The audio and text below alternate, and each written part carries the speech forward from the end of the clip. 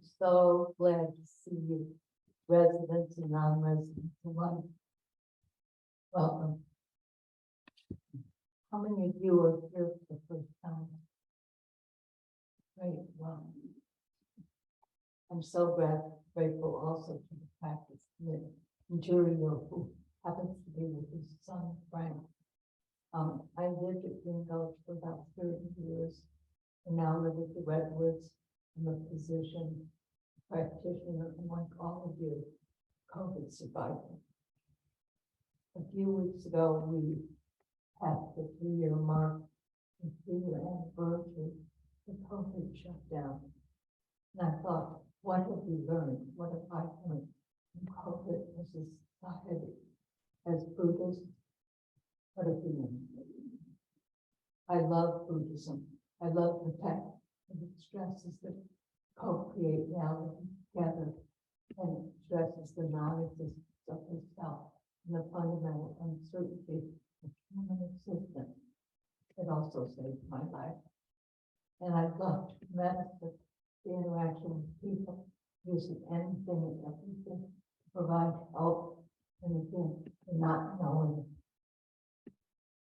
Today, I'm going to talk about the COVID epidemic, Buddhism, and what they may have taught each other. I'm going to focus primarily on the eightfold path, the first step of which is right view. While Buddhism knows absolutely nothing about virology and medical science, it has a lot to say about stress, better known as suffering, and how we can and should take care of each other. And Buddhism may have learned from COVID that the digital age is here, and perhaps we can use it to be incubators for group intimacy and coherence, thus ameliorating the seeming loss of community that was so highlighted by masking and shutdown. And Buddhism must acknowledge the fact that mindfulness has swept the world and can put people in a calm state, much like nirvana. We need to adjust our thinking as to what constitutes the practice of Buddhism as opposed to the religion of Buddhism. We practicing Buddhists and institutions need to effectively or more effectively use the tools of the digital age to help us meet the desire for inclusion and learning, which is everywhere. So let's review a few facts and figures on COVID. At this point, well over 100 million Americans have had COVID at least once, and over 1 million Americans have died from the disease. That's all since January 2020, 3 years ago. That's more Americans have died from COVID than died from all the wars combined, and from died of AIDS so far. And the American lifespan has lost 3 years off its mean average. We have all suffered. We have all experienced stress. School-age kids have been deprived of real-time learning, socialization, and now lack most support for academic growth. We all have felt the loss of touch, of family connections, of an old way of life that seemed much more balanced. However, as a culture, I feel we're far more aware of the interdependency of all human beings than we've ever been before, particularly before the rollout of vaccine. We were totally dependent on our communities.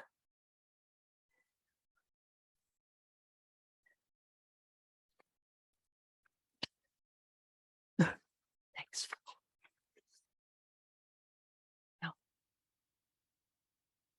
No, what would be helpful? Stand up here. That would be great. So I'm just.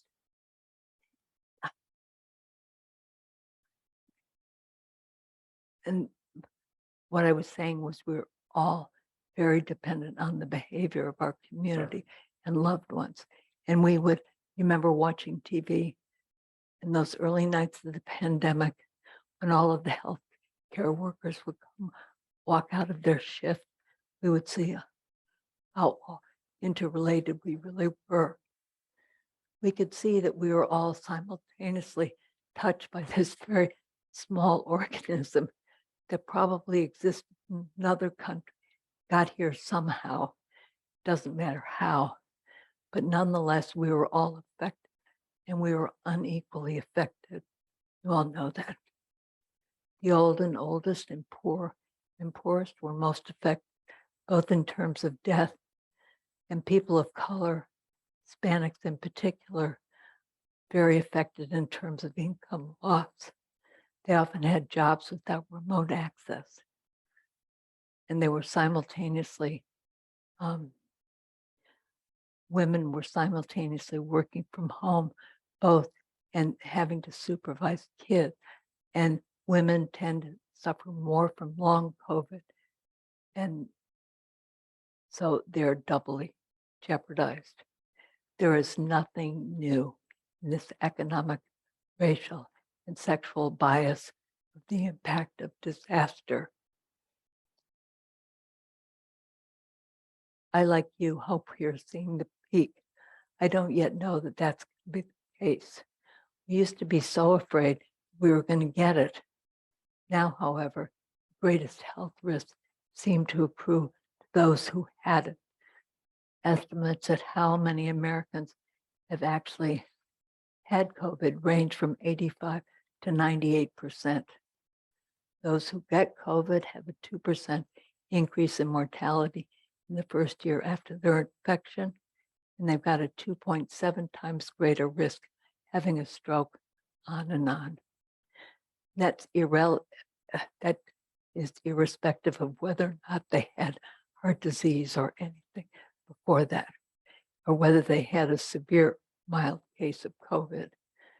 Finally, COVID has taken 3 years off our average life expectancy, and roughly 10 to 20% of everybody who gets COVID has a chance of getting long COVID.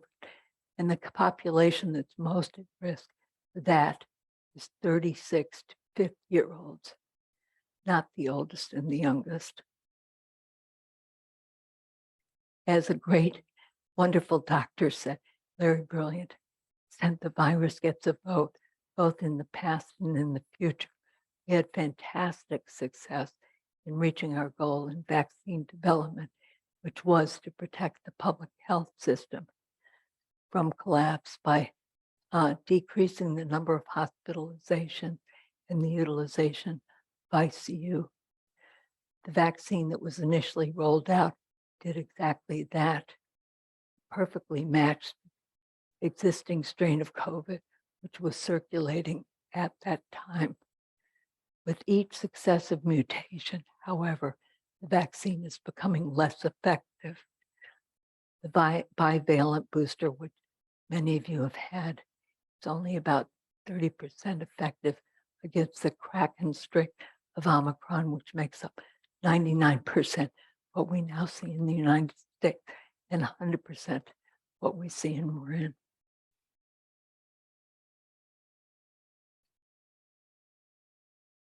And the booster lasts only 3 months. We don't know yet how immunity works. Many of us got our boosters more than 6 months ago and do not know. Well, actually, we do know as of today.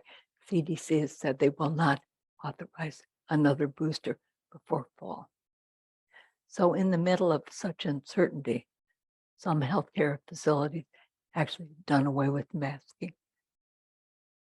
The federal government has done away with the COVID safety net, which is really bad. And for example, Valerian told me that he'd heard that the cost of Moderna, vaccine has gone up 600% right now because we're going to have to pay for it.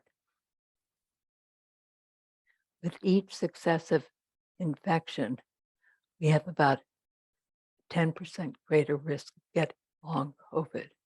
And mice and rat studies have showed that rats die after 10 infections with COVID. Doesn't matter when. Are we like mice and rats? That is yet to be seen. So taken together, what we've learned from COVID is that medicine and research can organize quickly to develop vaccines if all the resources are given to them. We are all interdependent. We have learned that all actions have consequences. Our planet Earth is really one big being. Viruses, human beings, raccoon dogs, you name it, trees. And in some ways, it's not so simple to figure out where we are and what we should do in terms of the virus. When we looked at data to see if Zen Center should open up, the data available was always based in the past tense, meaning it was looking at the Delta and alpha variants of COVID, not the XBB.1.5, which we have at this time. And what does open up mean anyway? On that note, I'd especially like to welcome both the online participants and those of you who are coming back for the first time, the first of many times, I hope. Now let's all breathe together for a while. If you're sitting in a chair, try to bring your back forward so that you've got an S curve in the base of your spine. This allows you to breathe more deeply, bringing more oxygen in. Focus on each inhalation and exhalation. Feel your feet on the ground. Because we're here, try to put your hands in the cosmic mudra, which Fu is nicely demonstrating now. That's because that's our form. We are living bodies. We are embodied. When we practice Zazen, the mind should always follow our body. And what we call I, according to Suzuki Roshi, is just a swinging door that moves when we inhale. As he says, when your mind is pure and calm enough to follow this movement, there is nothing. No I, no world, no mind, nobody. Just a swinging door. Now take 3 breaths.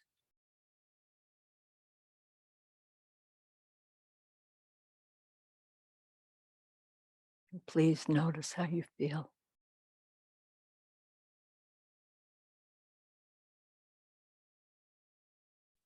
Buddha, in his first sermon after achieving enlightenment, said that the appropriate path was the middle way. He said avoiding both these extremes, the indulgence in sense pleasures or asceticism. The Tathagata, which is another name for the Buddha, has realized the middle way. It gives vision, gives knowledge that leads to calm, to insight, and to nirvana. And what's the middle way? What is that path? It is simply the eightfold path, namely right view, right thought, right speech, right action, right effort, right mindfulness, and right concentration.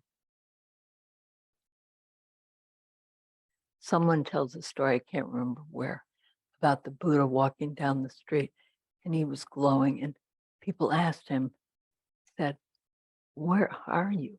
Who are you?" And he answered, "I am awake." The path and practice are our means of waking up. And what do we wake up to? The whole damn thing. Birth, death, their meanings, how to live better, how to be a kinder person, and the meaning of that in our lives. And what is this path? It's not a mental path as much as it is a path of practice. The first step on that path is right view. And right view in turn is said to come out of a complete understanding of the Four Noble Truths. In the Magga, the Bina Sutra, Buddha talks about what constitutes the first step on that right view. And he says, and what, monks, is right view? Knowledge with regard to or in terms of stress, knowledge with regard to the origin of stress, knowledge with regard to the stopping of stress, knowledge with regard to the way to practice leading to the stopping of stress. This, monks, is called right view.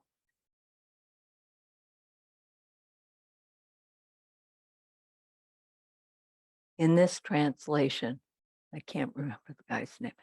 Anyway, this translation, usual word suffering is replaced by the word stress. And I feel that makes much more sense. Thich Nhat Hanh does a beautiful job of taking issue with our use of the word suffering. He notes that teachings of Buddha are all said to have three marks: impermanence, non-self, and suffering. He points out, however, that in various texts, Buddha taught nirvana was one of the three seals, along with impermanence and no self. Nirvana is the state in which there is no obstacle produced by concepts. This is much more in keeping with right view, which tells us to see things as they are and not our stories about them tell us they are. So right view rests on the embodied middle way between hedonistic involvement in the world of sense pleasures and the mortification of flesh comes from asceticism. And it involves a deep understanding of the way things really are and how things are. They're impermanent, they come and go. They're not self-generated, they're co-created by everybody and everything. The Four Noble Truths can be reframed to read, there is a nirvana. The achievement of nirvana is caused by awakening. Awakening in turn results from one's practice, particularly in letting go of the need and desire to create a permanent world, a permanent sense of self, a fixed idea of how things really are, and a desire to hold on to that vision. The Eightfold Path is the mean to an end, a means of achieving nirvana. That is not to say there won't be any suffering. There is pain if the loved one dies, of course. But it differs from the suffering caused by the statement, why me? Why? We give up through practice our concepts of permanent and myself by getting a glimpse of the truer perception of reality. It is the goal of the Eightfold Path to relieve suffering by removing obstacles to nirvana. Nirvana occurs from the destruction of desire, greed, and hate, which results in turn from wisdom.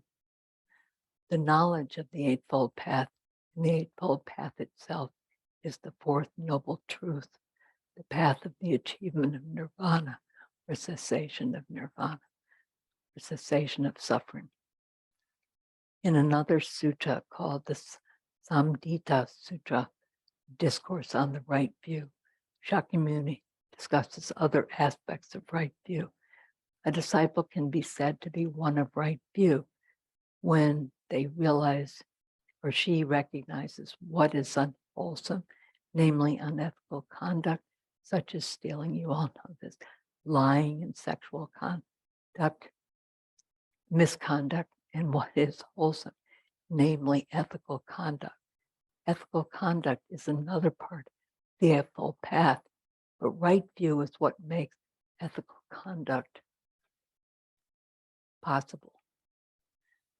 That is, being able to tell the difference between actions with negative consequences and those with positive consequences. The Buddha goes on, one of right view also has correct insight into what tends to fuel greed, hate, and delusion, and into the Four Noble Truths, and into the causal processes that keeps things trapped in a world of suffering, namely each step on the 12-fold chain of dependent arising. Elsewhere in the Pali Canon, the Buddha is also quoted as saying that right view is the forerunner of all other aspects of the Eightfold Path. In another sutra, which I can't pronounce, Shakyamuni explains that it's only with right view you can discern right result from wrong resolve, etc. If you don't have the ability to discern your action, which exacerbate greed, hatred, and delusion and self-concern, versus those that lead to letting go of wisdom and decrease in harmful behavior, where are you? This reflects a general Buddhist view that our understanding and state of mind are absolutely pivotal in spiritual practice. It is because of ignorance and delusion that beings engage in grasping and aversion and thereby set in motion the whole negative wheel of causation. On the other hand, when we clearly see that grasping and aversion lead to suffering, we're naturally inspired to seek another way. I said at the beginning that I would talk about the interrelationship between the pandemic and Buddhism and what we've learned. Clearly, two strong messages from the pandemic is, number one, nothing is permanent. Number two, everything dependently co-arises. The pandemic didn't just happen by the virus alone. It took us, the virus, wet, raccoon dogs, etc. And the Buddha told us that everything changes. The form of the virus has changed since the last vaccine booster was developed. The virus has and will continue to change. And we'll see what happens in Marin County. We're watching wastewater. And I noticed today, we don't look at tests, we look at how many people are in the hospital and what wastewater says about the prevalence of COVID in the area. And today we have a medium level of COVID in Marin County. We've got 13 people in the hospital on the basis of COVID. That's about normal. And luckily in the United States, we have a decreasing death rate. We have about 250 people dying each day still from COVID, and that's just because we're in a blip. Our understanding of the science between things theoretically scientific has also changed. Initially, we thought this disease was spread by droplets. People would stay 6 feet away from each other. Do you remember washing everything with Clorox? Those days have passed. Now we know that it's aerosolized. And initially, CDC defined close contact as 6 feet or more. Now, however, most of us think that it's probably 15 to 30 feet to try to stop aerosolization of the virus. Now we know that it can linger in the air for hours. So masking, ventilation, air cleaning become key strategies, as well as avoiding high-risk encounters. Initially, most of us were terribly afraid of getting it ourselves, but now, because most of us have had it,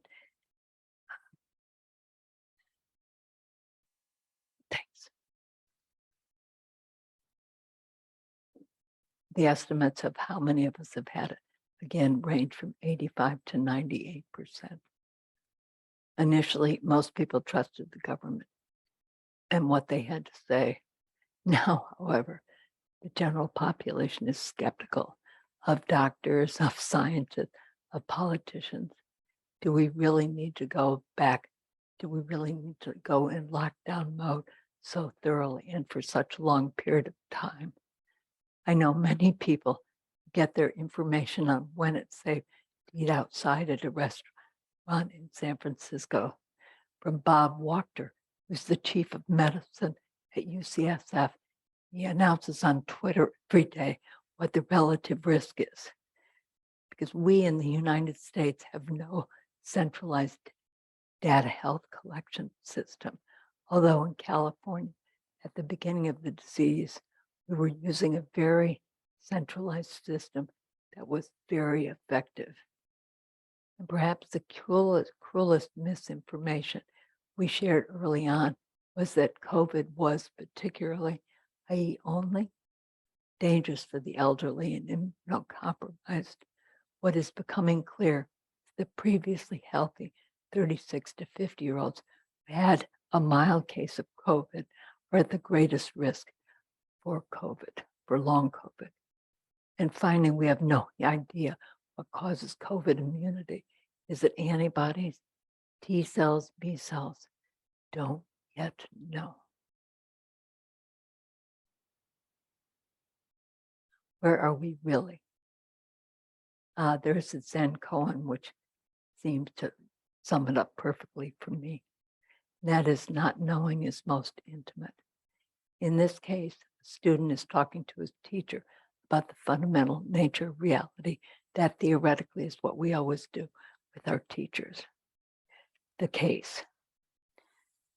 Daizong asked Fayan, "Where are you going?" Fayan said, "Around on pilgrimage." Daizong said, "What is the purpose of pilgrimage?" Fayan said, "I don't know." And Daizong said, "Not knowing is most intimate." Oh, it said, "Not knowing is nearest." And I don't know or not knowing can be translated into not knowing as most intimate. As soon as we know something, it becomes separate from us. It becomes a piece of knowledge or understanding that we can hold on to it. That doesn't mean that it's not useful. It just means it's not very intimate. We just do things without reflecting on them. In order to be free of our habitual patterns of behavior, we have to begin to see them and cultivate awareness that transcends thoughts and knowledge. To expand the context of your life and our life, then we must enjoy and experience wrong, discomfort, misery, and joy. We do this when we sit zazen, sitting with what ails us and what makes us feel alive. We discover new possibilities in the midst of our problems and achieve small victories. When we think we know all the answers, we feel safe. Life is not safe. Life is a journey.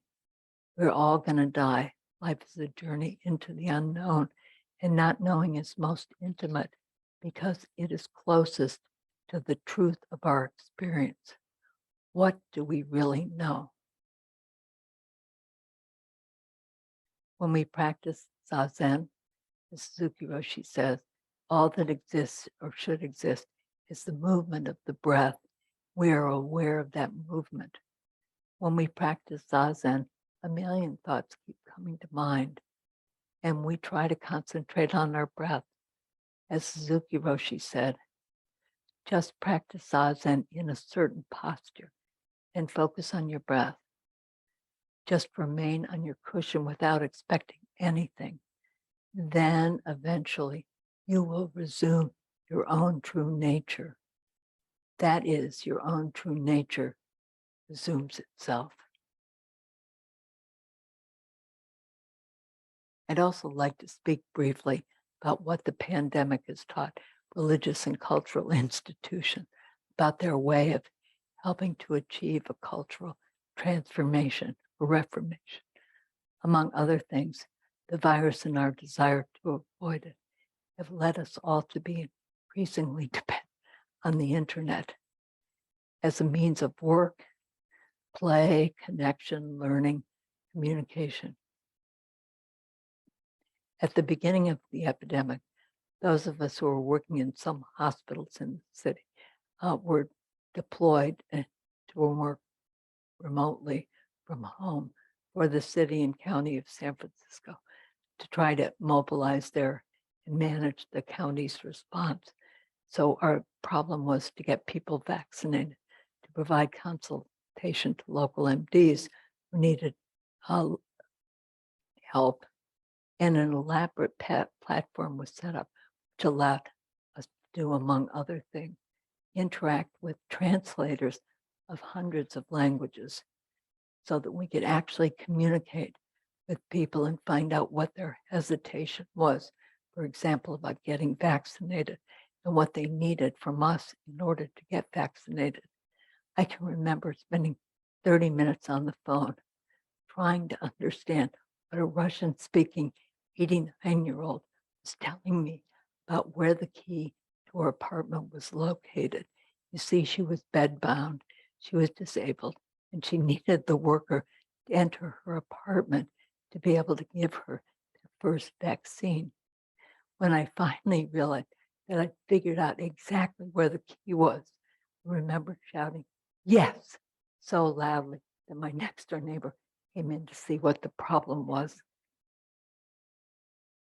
The virus has taught us how it spreads by our external connection to each other, our own internal immunity, and the contagion factor, better known as R naught, the pathogen. We'll forget R naught. My favorite institution of the last decade, besides Green Gulch, is Service Base, and it's located in Berkeley, and it's an all-volunteer large organization doing good through various internet platforms based on doing exactly the opposite through this pandemic. Number one, it's increased external connections. Number two, lowers our immunity to signals of our hearts. Number three, it inserts drops of joy and good news with high contagion factors for positive outlook into their network, which now numbers in the millions, and it's global. You all can look up Service Space. It's really a fantastic organization. About 12 years ago, they started through the goodwill of 4 Berkeley dropouts from Silicon Valley. They had been born in India in the same province as Gandhi. And they formed it as a volunteer effort that was set up to provide technical support for nonprofits trying to do web design. They had so much, they advertised for help, because they wanted to get volunteers. And they got so many volunteers that they ended up having to do a lot of things to create room for the volunteers. They operate through small acts of kindness, which by vast numbers of people involved creates something local, helpful, and new. It's all brought about through somebody's desire. Through hearts, heads, and hands, they're bringing about external and internal change. Since the pandemic, they've hosted, for example, 144 different laddership pods. Now, each laddership pod is about 200 people from about 35, 40 different countries who meet for 30 days online and come up with giftism. They come up with some volunteer project they want to do locally. So they produced 100,000 volunteer hours. And it's incredibly rich, nourishing, fulfilling, and growth producing and intimate. As a group, they are so tech savvy and so value bound and so committed to being the change you want to see in the world that the pods really did foster emergence of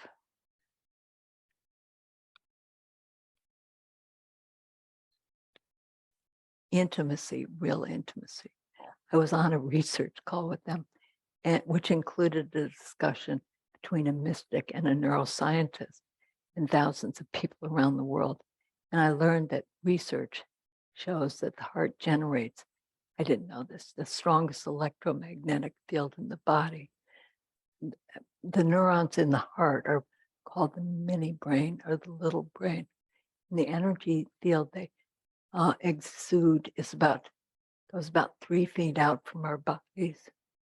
And it's bidirectional, meaning it can relate to other people's bodies or your own head, the neurons. There have been studies that show that a person's internal emotional state directly affects the coherence in the electromagnetic field. And coherence in this case is just a fancy word to talk about the coordination of respiration and heart rate. And an individual's ECG, for example, my ECG, my electrocardiogram, could be registered in foods right now and elsewhere on your body, on your hand. Signals are also amplified by physical touch, and sincere feelings of appreciation, love, care, they all increase coherence in the field. When we are in love, the brain releases a variety of chemicals, including oxytocin, serotonin, which affect mood and behavior. These chemicals also have a physical effect on heart. They also increase coherence in the heart. Thich Nhat Hanh's experience in boats fleeing from Vietnam led him to say, if even one person in the boat stayed calm and steady, that was enough. That showed the way for everybody to survive.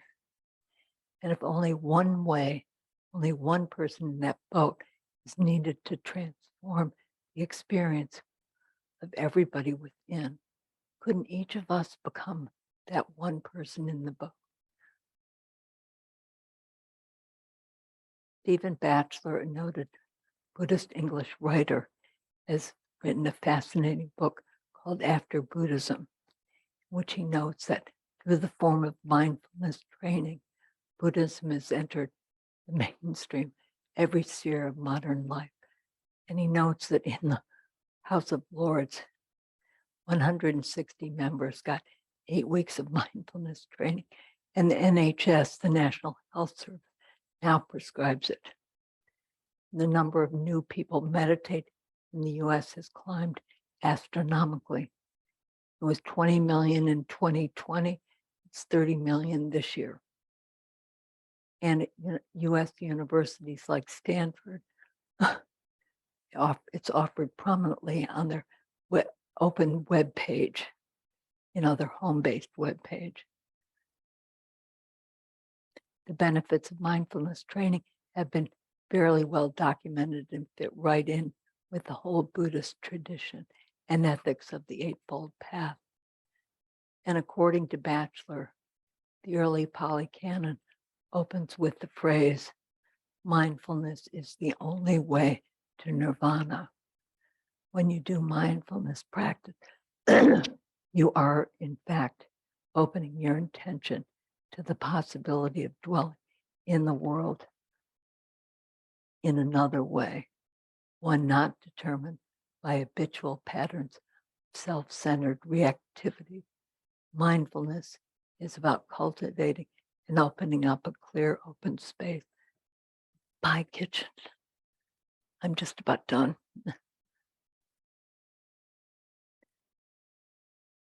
And that space is not to be experienced only in and of itself, but it's a way to make palpable change in your own life and how you lead that life. The heart of mindfulness training is the Dharma, and the Dharma, a practice that can cover the way you live your life, and I live my life. He quotes Leonard Cohen, who says in Anthem, there is a crack in everything. That's how the light gets in. COVID pandemic has been one of those cracks, and to look at it on the positive side, it's left some life in. We have had this pandemic, which now reaffirms the primary message of Buddhism. Everything is interrelated, nothing is permanent, and our job is to take care of one another, and the Eightfold Path shows the way. The pandemic has raised questions about how we as Buddhists can let the light in, how we can stay afloat and even grow. What is the permanence of change, the absence of self, necessity of practice, as the vehicle for achieving nirvana. We are a global, diverse community. Think what it would be like if we could establish coherence and intimacy, such as we do in small venues, where face-to-face transmission like sesshin.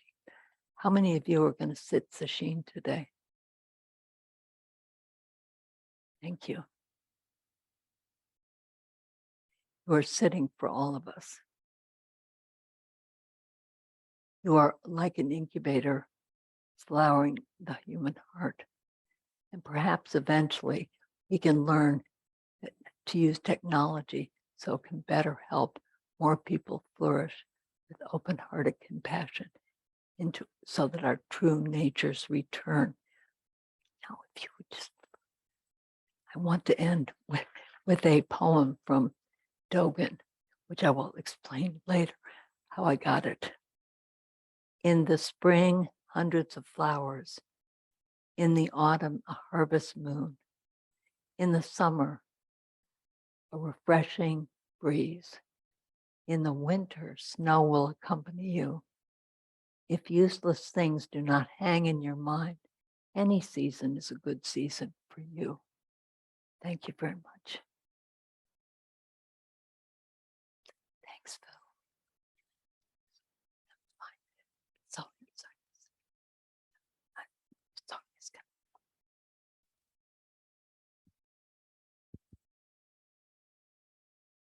Would you like to take some questions? Sure. If anyone has a question, please, I can come and give you the microphone. Yes. I didn't understand the name of the organization in Berkeley. Service space. Service Service space. space, all one word.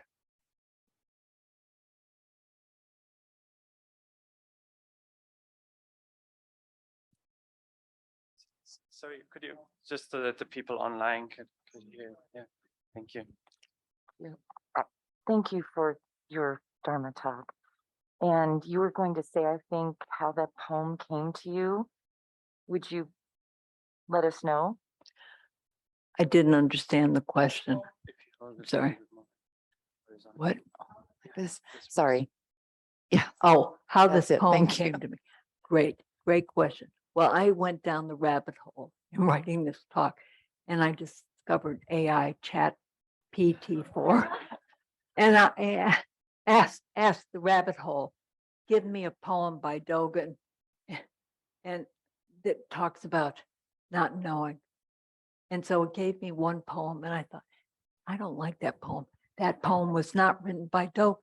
And I wrote back, I said, was that poem written by Dogen? And the guy said, the chat said, I'm so sorry, I misunderstood your question. No, it was not written by Dogen. Here's one that was written by Dogen, which stretched, says, if you don't think too much, and if you don't hang on to your thoughts, you too can be happy in the moment. Thank you for asking.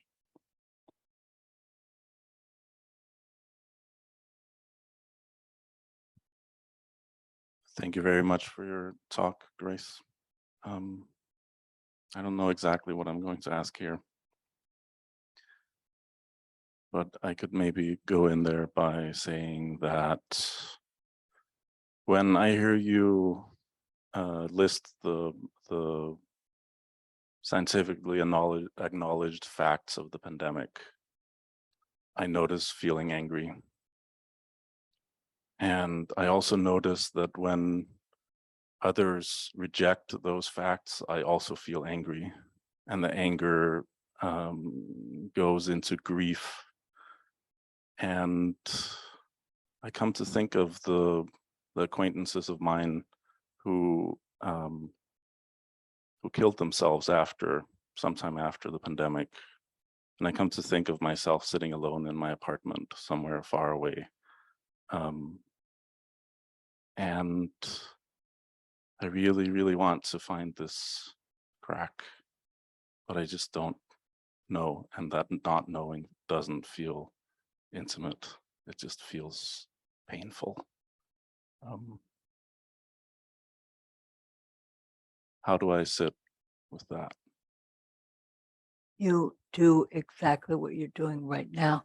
Just sit in the middle of it. You sit in the middle of it, and it will change. Be it meaning your state of mind will change. But it takes a lot of courage to sit in the middle with the anger, with the rage, with the sadness, with the isolation, with the loneliness.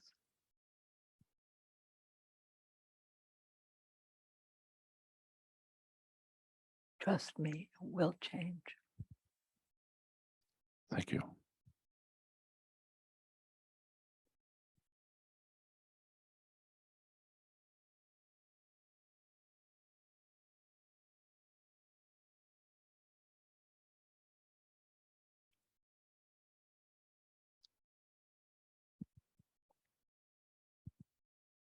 Good morning. So you said how the Dharma had saved your life. Would you mind saying a little bit more about that? Well, it taught me very early on. So it was like a treasure trove in my body that everything does change. And that knowledge I got from sitting my first sesshin. I mean, I couldn't believe it, that within a 30-second period of time, I could be in total agony. And then I was total bliss. And I thought, I'm going crazy. For a long time, I would thought meditation is not good for my mind state.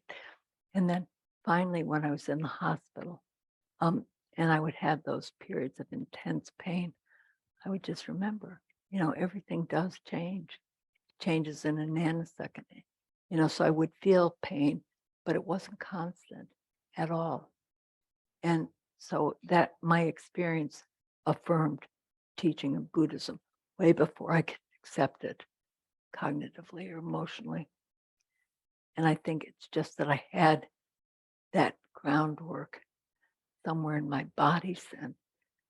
And that's what makes me such a believer in the benefit of sitting zazen.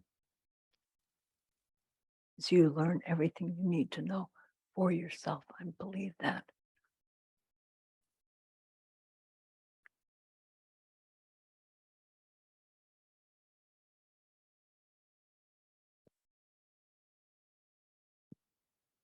Come on.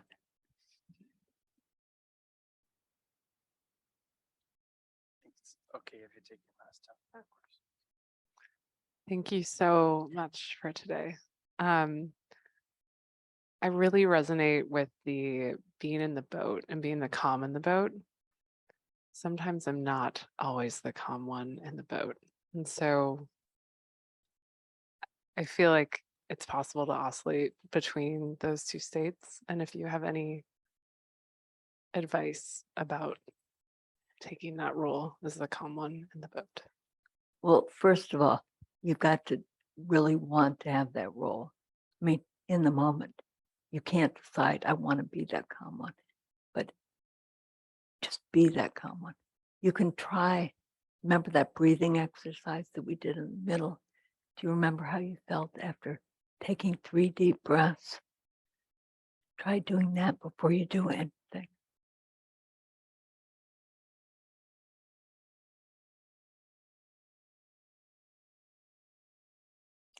Thank you for thinking about it.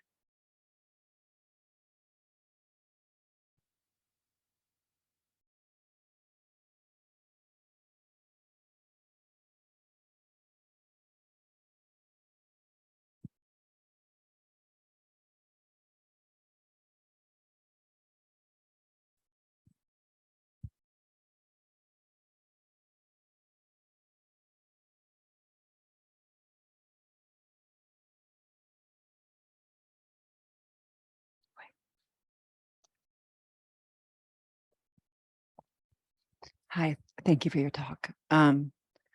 Just to follow up on the other gentleman's question, I think for me, when you spoke about COVID and long COVID and and the rats, I went into my fear and anxiety and doom and gloom spiral.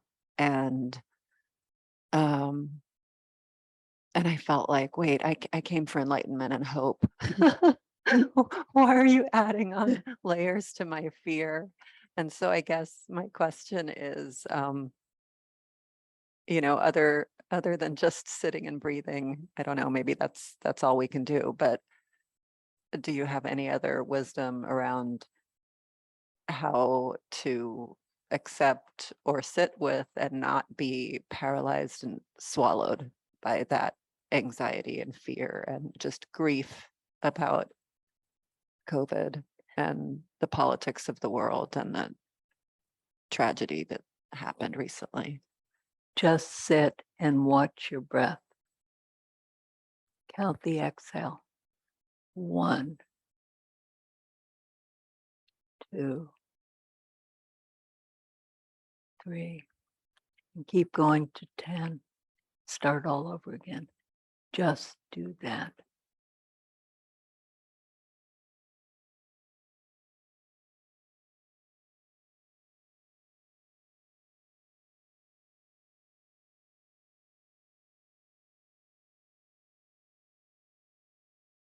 And look outside. When you go outside today, I saw, it's beautiful. Look at the color green.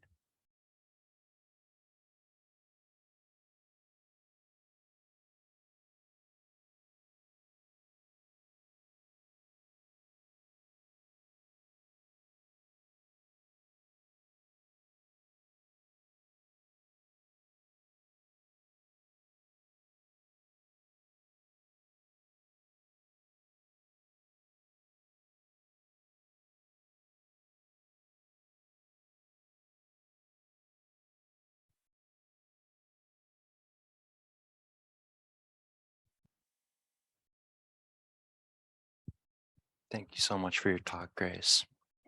I also don't really know what I'm going to ask, but I really appreciate that story or that teaching of Thich Nhat Hanh's about being the one to sit down in the boat. Recently, I've maybe had a little bit of lack of faith in the practice of Zazen, just sitting. And I've really yearned for some more some teachings on intentionally developing bodhicitta, or I wish and I yearn for more intentional acts of generosity towards other people. And hearing you talk and sitting here, trying to keep my chest open, my heart open, just kind of restored some faith in the practice of just sitting. So I appreciate your talk. I guess I don't really have a question, but I suppose, do you have any words on the intentional practice of generosity or the paramitas towards others? Thank you. Just that in my experience alone, generosity is the way, it's the way to remedy our feelings of separateness, our feelings of distance, our feelings of depression. I mean, it makes such a difference. Giving even something like paying forward when you go to when you're crossing the bridge. Oh, we don't pay anymore. Anyway, when you go to a restaurant, paying it forward is great. I mean, that gives me so much pleasure. Every now and then I remember to do it. I pay for the next person in line. They don't know. I don't say anything. I say, just let me cover the bill for the next person in line. And what the impact on that person is amazing. And what more important, what the impact on me is just amazing, because I certainly have been the benefactor of so many people's good intentions and gracious gifts. Thank you so much.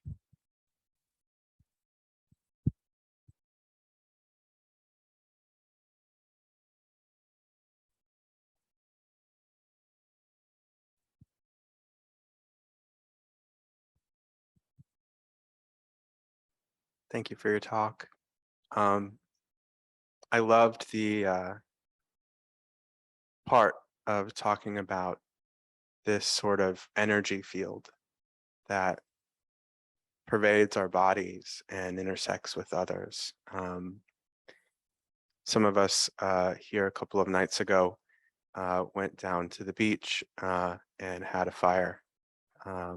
And it was this pervading feeling of love for each other. And so I'm wondering if you could just talk a little bit more about how that sense of that field emanating from you is part of your experience, part of your practice. Thank you. Great question.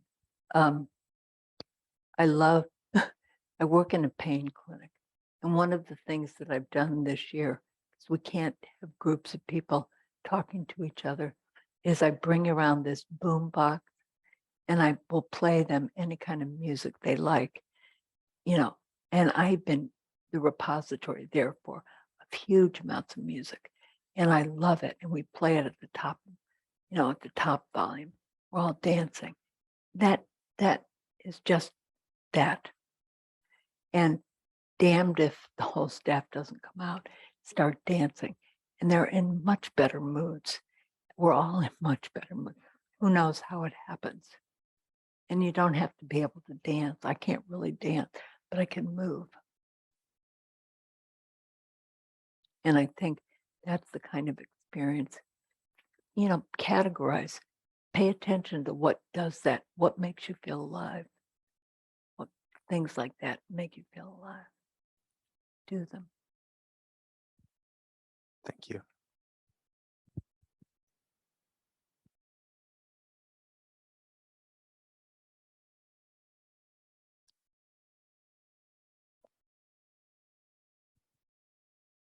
Thank you, Grace. I really appreciated your talk. Thank you so much. My question is about right view, which is something I've been contemplating a lot recently.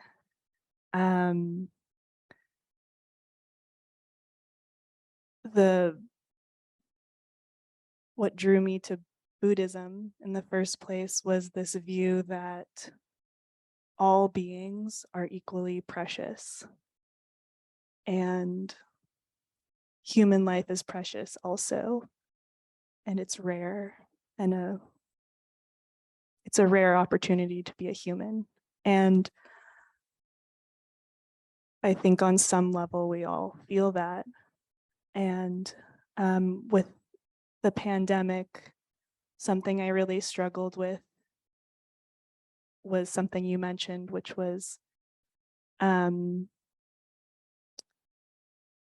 like what we did with rats was really hard for me. The amount of plastic that was generated into our ocean was really hard for me. And beyond the pandemic, what human beings are doing to our planet is really painful. And it seems all in this effort of preserving human life, which is precious, but it also seems to be placing human life above all other beings. And I really struggled with that,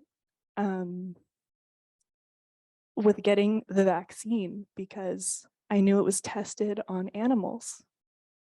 And I think that's wrong. And then I also can see the other side is, you know, how else do we do it? And so I don't know how to I don't know what the right view is on this. And I feel like the whole time I've been swirling in this delusion around it all. And I know many other people have felt this too. And I wondered if you could help me see that. The first thought that comes to my mind, and I don't mean this to be pejorative, but can I find out how old you are? 31. 31. That makes so much sense. I mean, from my perspective, you're doing exactly what I did when I was 31. So it's perfect. Meaning you're railing against everything that is. That's not right view, but that's where you are. That is where you are. So what you have to do is figure out what you want to do about where you are, what you want to do about the planet, what you want to do about other life forms. That's all you have to do. You trust your feelings and just know that they're a call to action.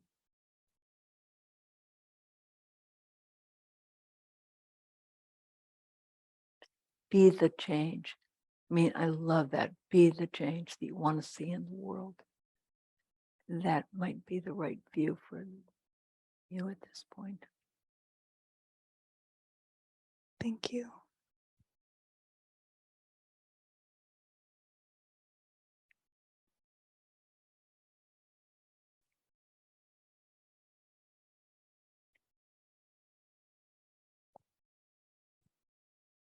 Last question. It takes a bit of a nerve, but I'm going to be nervy. I'd like to expand just a little bit on my understanding of what you do at the hospital in the pain clinic, because I think it reinforces a way that you have found about doing small things. When you go into a patient's room, as I understand it, the first thing you do is ask them what kind of song they would like. Now, these are people from all over the world, poor people. And so they tell you their song, you play it, everybody enjoys it, shoulders go down a little bit. You think about the beauty of the voice, the sound, the movement. You do know how to dance. Who defines what dance is? And so people are moving. But beyond that, the staff in the hospital, I think what's really cool is you come back to the Redwoods with all this music. I mean, it's just endless.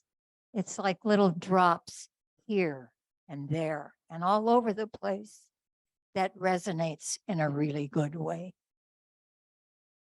Thank you.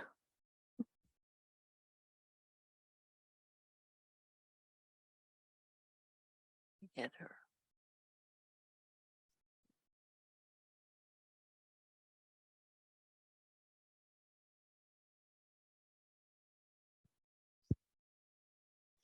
Hello. Thank you for your talk, Grace. And something that's really been on my heart recently, as I've had some more kind of, I don't know, I've just been in so much grief looking at the ecological destruction and also our current political landscape and all of these laws that are trying to be passed against women and against, particularly right now, trans people, and how these laws and this kind of rise in hatred is, I mean, we're already kind of past canary in a coal mine, but is definitely a blaring light towards the rise of fascism and the decline of the American empire. And I know that I am practicing the Dharma and I'm here to endeavor to try to learn how to be the calm one in the boat, even though I, in so many ways, don't know how to coax my body into those kind of states yet, but that's why I practice. But still, I'm kind of having this feeling a little bit of looking around and being like, why aren't we doing anything? Why aren't we talking about this? Why aren't we holding this in ritual? Like there's a part of me that feels really uprooted and feels like I'm kind of holding this alone. And I think my direct question is how, especially as I'm about to enter sesshin, how does Zazen make space for grief? And also, even in the Zendo and times when we need to fall apart, like how does Zazen greet that, especially in community? I would say that Zazen is exactly the great place to have great breakdowns. I mean, I certainly spent about 8 years during sesshin crying on day 3 and day 4 endlessly. I mean, buckets of grief.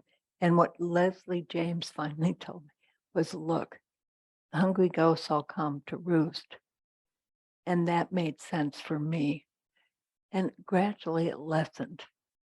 All I can say is tincture of time really makes a difference. It doesn't happen quickly.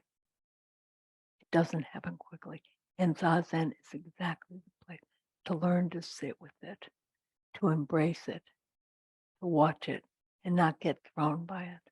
Eventually, it's a small victory, but eventually you'll have them. And remember always to breathe. Follow your breathing. Don't follow your thoughts.